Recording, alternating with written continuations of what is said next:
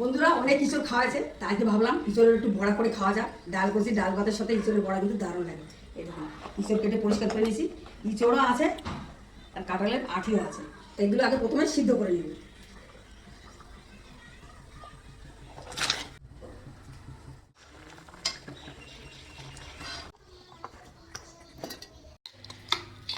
এই দেখুন এরকম হয়ে যায়।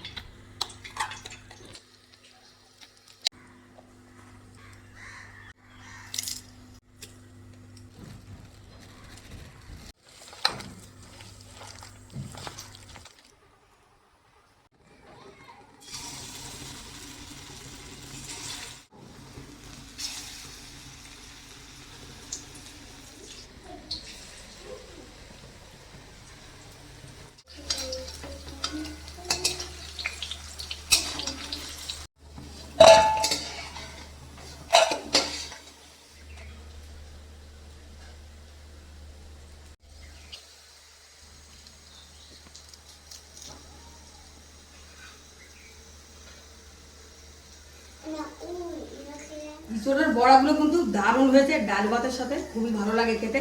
আজকের রেসিপি আপনাদের কেমন লাগলো অবশ্যই কমেন্টে জানাবেন। ভালো লাগলে একটা লাইক করে দেবেন আর পাশে থাকবেন। টাটা।